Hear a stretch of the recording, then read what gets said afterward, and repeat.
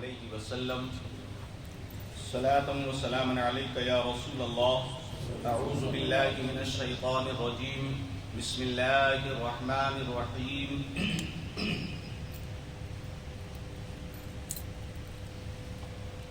بل متعنا هؤلاء وآباءهم حتى طال عليهم العمر افلا يرون انا نأتي الارض ننقصها من اطرافها افهم الغالبون۔ محترم حضرات، رمضان سے 2 دن قبل جو واقعات ہوئے اس میں اللہ تبارک و تعالیٰ نے فرمایا کہ بے شک انہوں نے جو خود ساختہ معبود بنا رکھے ہیں، ہم نے ان کو نہ تو کوئی وعدہ دیا ہے نہ کوئی امید دلائی ہے کہ یہ ہماری طرف سے عذاب سے محفوظ ہیں، یا یہ جسے چاہیں اس کو ہم نے عذاب سے معمون کر دیا، ایسا کوئی وعدہ نہیں کیا ہے۔ تو یقین جانو کہ کل میدان محشر میں تمہارے یہ معبود اور تم دونوں سخت عذاب میں مبتلا کیے جاؤ گے۔ اور دیگر احادیث کریمہ اور قرآن عظیم کی آیات سے یہ باتیں ثابت ہوتی ہیں کہ اللہ تبارک و تعالیٰ نے انسان اور پتھروں کو جہنم کا ایندھن بنایا۔ کیا بنایا؟ ایندھن، جس سے جہنم کو بھڑکایا جائے گا وہ پتھر اور انسان۔ جیسے ہم اور آپ چولہے میں آگ جلاتے ہیں تو آگ کو بھڑکانے کے لیے پہلے چھوٹی چھوٹی لکڑیاں رکھتے ہیں تاکہ آگ بھڑک جائے، پھر موٹی لکڑی رکھتے ہیں۔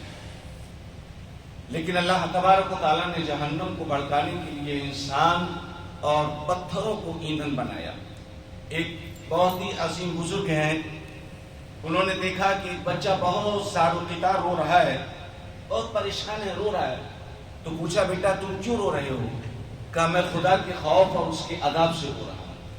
کہا تمہیں بیٹا ابھی تو تمہارے اوپر کوئی شریعت کا حکم نافذ نہیں ہوتا، تم ابھی بالغ نہیں ہو، کوئی شریعت کا حکم جو ہے تمہارے اوپر نافذ نہیں، پھر تم خدا کے خوف سے کیوں رو رہے ہو؟ کہا اس لیے رو رہا ہوں کہ میں روزانہ یہ دیکھتا ہوں کہ میری والدہ جب چولہے میں آگ روشن کرتی ہے، آگ کو جلاتی ہے، تو آگ روشن کرنے کے لیے میری ماں جو ہے سب سے پہلے چھوٹی چھوٹی لکڑیوں میں آگ جلاتی ہے،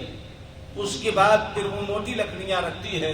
تو میں خدا کے خوف سے ڈرتا ہوں کہ کل جہنم کو دہکانے کے لیے اللہ تبارک و تعالیٰ کہیں ایسا نہ ہو ہم چھوٹے چھوٹے بچوں کو پہلے ڈال دیں اور بعد میں بڑوں بڑوں کو ڈالیں۔ محترم حضرات، کہنے کا مقصد یہاں صرف اتنا ہے کہ اللہ نے جو جہنم کا ایندھن انسان اور پتھروں کو بنایا ہے، تو وہ انسان اور پتھر کون ہیں؟ وہ ہیں جو خدا کے نافرمان ہیں یا جنہوں نے شرک کیا۔ بلکہ ہم نے رہنے سہنے دیا، مکے میں رہنے والے گروہ کو وسعتی عیش دیا، سلامتی دی، اور ان کے باپ دادا کی زندگی کو دراز کیا، عمر کو لمبا کیا۔ تو انہیں یہ گھمنڈ ہو گیا اور وہ مغرور ہو گئے کہ وہ ہمیشہ رہنے والے ہیں۔ اگر زندگی لمبی ہو گئی، درازی عمر مل گئی، تو اس کا مقصد یہ نہیں کہ لوگ دنیا میں ہمیشہ رہیں گے، بلکہ ایک نہ ایک دن انہیں اس دنیا سے جانا ہے۔ تو ان کافروں کو نہیں سوچتا کہ ہم اس ملک کو گھٹاتے جا رہے ہیں مسلمانوں کے واسطے ان کی حدود سے، چنانچہ وہ روز بروز ایک ملک فتح کرتے جا رہے ہیں، اور ہر روز ایک قلعہ لیتے جا رہے ہیں، ایک نئی جگہ اپنے قبضے میں لاتے ہیں۔ جب یہ صورتحال ہو تو کیا سوچیں گے اور پیغمبر اور مسلمانوں پر غالب آ جائیں گے۔ ابتدائی اسلام کے تعلق سے ذکر کیا گیا کہ جب ہم نے مسلمانوں کے لیے فتح و نصرت لکھ دی، ایک دور تھا تاریخ اسلام یا ہسٹری آپ نے اٹھا کر دیکھی ہوگی، سیدنا عمر فاروق اعظم یا خود سرکار دو عالم صلی اللہ علیہ وسلم کا زمانہ، مکے کے اندر جہاں مسلمانوں پر ظلم و ستم ہو رہے تھے، ہر طریقے سے مسلمانوں کو ستایا جا رہا تھا، وہیں پر مکے کے اور پاس اور مدینے کے اور پاس اسلام اپنی جڑوں کو پکڑ رہا تھا، اسلام پھل پھول رہا تھا۔ اسی کو ذکر کیا گیا ہے کہ مسلمانوں کے لیے زمین جو تھی وہ دراز ہو رہی تھی، وسیع ہو رہی تھی، مگر کفار کے لیے زمین سمٹ رہی تھی، ان کی حکومت کم ہوتی چلی جا رہی تھی، جس کے خوف سے وہ دل ملا رہے تھے وہی ہو رہا تھا۔ اور حکومت اور عزت جو عطا کرنے والا ہے وہ اللہ کی ذات ہے، کسی انسان کے بس میں نہیں۔ مگر یہ صورتحال اس وقت کی تھی جب ہم قرآن کے معیار کے مطابق مسلمان تھے، تو زمین کے کنارے ہم پر کشادہ اور وسیع ہو رہے تھے اور کفار پر تنگ اور کم ہو رہے تھے، اور جب ہم قرآن کے معیار کے مطابق مسلمان نہ رہے تو دنیا میں حکومت اور اقتدار کا نشہ بھی بدلنے لگا۔ نبی صلی اللہ علیہ وسلم کی بعثت کے زمانے میں مکے میں جو کفر و اسلام کے درمیان آویزش تھی، اس میں مکے کے مسلمانوں پر اگرچہ کفار ظلم و ستم کر رہے تھے اور بظاہر غالب تھے، لیکن مکے کے اطراف میں اور مدینے میں اسلام کی دعوت جڑ پکڑ رہی تھی اور کفار کا حیطہ اقتدار دن بدن کم ہو رہا تھا اور بتدریج اسلام کا غلبہ ہو رہا تھا۔ ان حالات کی طرف اشارہ کر کے فرمایا، کیا وہ نہیں دیکھتے کہ ہم ان پر زمین کے کناروں کو کم کرتے جا رہے ہیں، تو کیا یہ اب بھی غالب ہو سکتے ہیں؟ محبوب قل انما انذرکم بالوحی ولا يسمع الصم الدعاء اذا ما ينذرون۔ اے محبوب ان سے صاف کہہ دو کہ ہم بس ڈراتا ہوں تمہیں وحی سے، یعنی میں جس کلام کو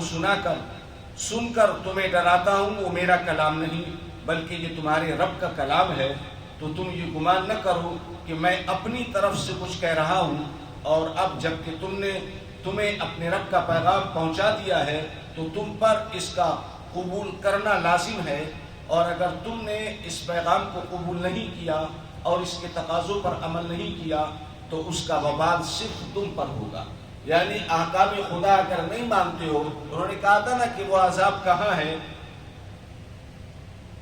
ہمیں اس کا انتظار ہے، تو اللہ تبارک و تعالیٰ نے کہا کہ میں وہ آپ ان سے کہہ دو کہ میں اپنی طرف سے کوئی بات نہیں کہتا بلکہ اللہ کا حکم تم تک پہنچاتا ہوں، اگر قبول کرو گے تو فائدے میں ہو اور قبول نہیں کرو گے تو اس کا وبال تمہارے اوپر ہے۔